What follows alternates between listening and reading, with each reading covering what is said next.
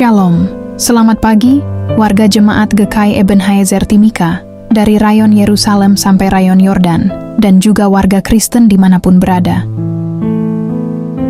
Kita patut bersyukur oleh karena pemeliharaan Tuhan sehingga kita dapat berjumpa lagi dalam siaran Bina Keluarga Kristen edisi Jumat, tanggal 26 September tahun 2025. Renungan di pagi ini mengangkat tema sentral GKI di tanah Papua, yaitu Tuhanlah Sang Pemilik Tanah, yang akan disampaikan oleh Syamas Ibu Orpa Yosina Womsiwor. Salam damai sejahtera bagi kita. Mari kita berdoa. Segala pujian, syukur, dan hormat hanya bagi-Mu Bapa di sorga. Di pagi hari ini kami akan membuka serta membaca di dalam Alkitab. Namun sebelumnya Tuhan, kami mohon Engkau mari datang berkata-kata lewat bibir mulut hamba, agar apapun yang sebentar hamba sampaikan, semua itu adalah atas kehendak Tuhan. Terima kasih Bapa. Berfirmanlah bagi kami di pagi hari ini. Kami siap mendengarkan apa kata Tuhan di pagi hari ini. Hanya di dalam nama Tuhan Yesus adalah firman yang hidup. Kami berdoa. Amin. Shalom. Marilah kita memberikan senyum bagi Tuhan Yesus. Mengawali aktivitas kita di hari baru ini, hari Jumat tanggal 26 September pekan ke-38 dalam tahun 2025. Saya mengajak kita membuka Alkitab Perjanjian Lama dan membaca dari Injil Imamat 25 ayat 33 yang berkata, Penebusan Roma. Imamat 25 ayat 33, sekalipun dari antara orang Lewi yang melakukan penebusan, tetapi rumah yang terjual di kota miliknya itu haruslah bebas dalam tahun Yobel, karena segala rumah di kota-kota orang Lewi adalah milik mereka masing-masing di tengah-tengah orang Israel. Demikianlah firman Tuhan. Kiranya firman Tuhan ini memberikan kekuatan dalam iman percaya kita untuk terus bertumbuh dalam pengharapan akan keselamatan dari Yesus Kristus, Sang Juru Selamat manusia. Salam damai sejahtera dalam Yesus Kristus. Bapak, Ibu, dan saudara-saudari yang Tuhan Yesus Kristus kasihi. Renungan kita di pagi ini saya berikan tema yaitu kasih Allah dalam penebusan rumah. Warga jemaat GKI Ebenezer Timika dan pendengar yang menyaksikan siaran BKK Jemaat GKI Ebenezer Timika yang berbahagia dan dikasihi Yesus. Kitab Imamat pasal 25 berbicara tentang hukum mengenai tanah, rumah, tahun Sabat atau tahun perhentian, dan tahun Yobel atau tahun penebusan. Khususnya pasal ini menekankan bagaimana Allah memerintahkan agar tanah dan rumah tidak hilang selamanya dari umat Israel. Dalam ayat 33 dijelaskan tentang rumah orang Lewi yang ditebus kembali apabila telah dijual. Sebab sebagian mereka adalah milik Tuhan. Hal ini menunjukkan betapa seriusnya Allah menjaga warisan umat-Nya. Bagi orang Lewi, mereka tidak memiliki tanah pusaka, karena Tuhan sendiri menjadi bagian dan pusaka mereka.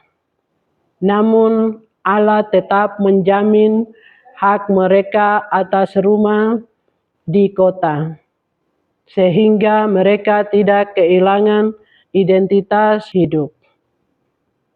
Bapak, Ibu, dan saudara-saudari yang dikasihi dan diberkati oleh Tuhan Yesus Kristus. Dari pembacaan firman Tuhan di pagi ini mengandung pesan penting tentang perlindungan atas hak milik dan identitas umat Tuhan. Sehingga ada 3 makna yang terkandung dalam ayat 33 ini yang ingin saya uraikan sebagai berikut. Pertama, Allah menjaga hak umatnya, walau orang Lewi tidak memiliki warisan tanah seperti suku-suku lain. Allah menjamin tempat tinggal mereka. Tuhan tidak membiarkan umatnya hilang atau tercabut dari akar hidupnya.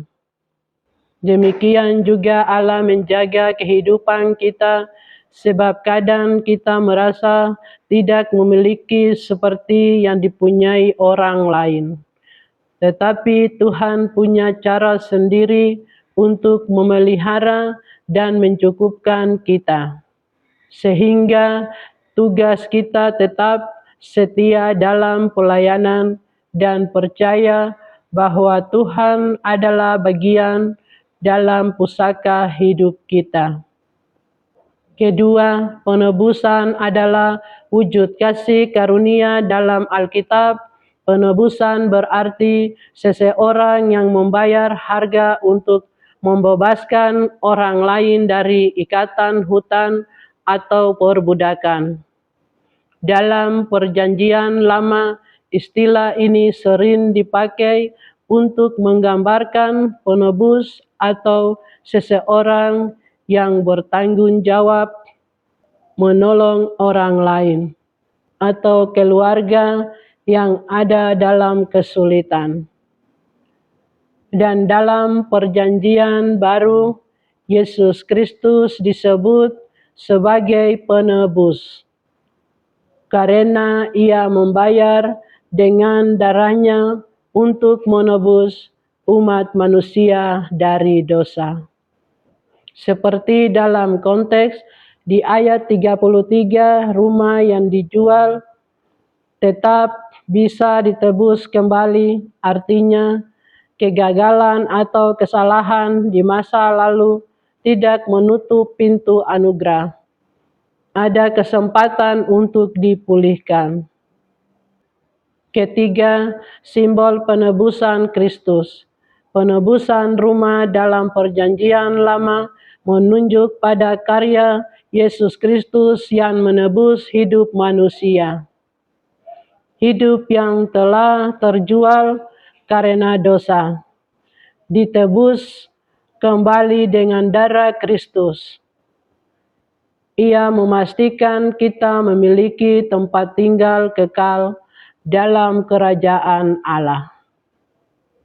Hal ini untuk mengingatkan kepada kita bahwa Yesus adalah simbol penebusan karena seluruh karyanya adalah penggenapan dari rencana Allah untuk membebaskan manusia dari dosa, maut, dan kutuk.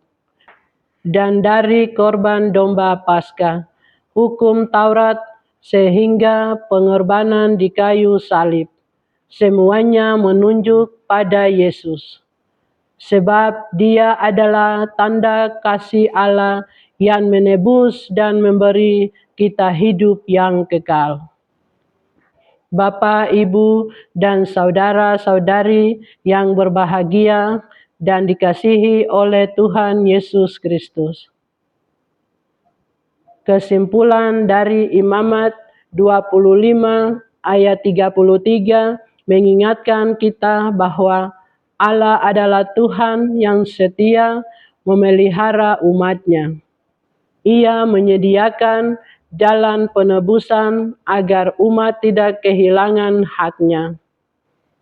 Sama seperti orang Lewi dijaga hak atas rumahnya. Demikian juga hidup kita dijaga dan ditebus oleh kasih Kristus. Dengan demikian, inti dari ayat 33 adalah Allah yang adil dan setia yang menjaga hak-hak umatnya, terutama mereka yang dikhususkan untuk melayani Tuhan. Warga jemaat dan umat Kristen, pendengar serta pemirsa setia siaran BKK dimanapun berada yang dikasihi oleh Tuhan Yesus Kristus. Dari renungan di pagi ini, kita diajak sebagai umat Tuhan untuk jangan takut kehilangan dalam hidup ini. Apapun yang mungkin terlepas dari tangan kita, seperti harta, pekerjaan, bahkan hubungan dalam keluarga. Ingatlah bahwa Tuhan mampu menebus dan memulihkan kembali. Dan sebagai warga jemaat GKI di tanah Papua, firman ini menjadi penguatan iman bahwa tanah, rumah, dan kehidupan kita bukan semata-mata milik dunia, tetapi milik Tuhan.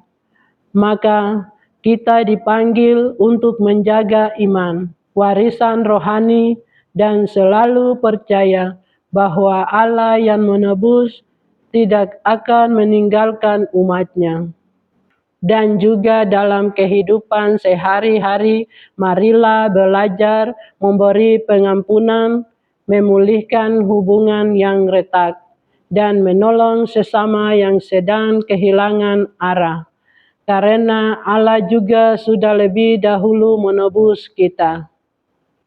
Kiranya renungan di pagi ini menjadi nafas baru yang menuntun, menguatkan, dan meneguhkan iman percaya kita. Tuhan Yesus memberkati firman-Nya. Amin. Mari kita berdoa. Terpujilah nama Tuhan, firman yang hidup, yang memberi kami pelajaran tentang kehidupan kami hari lepas hari.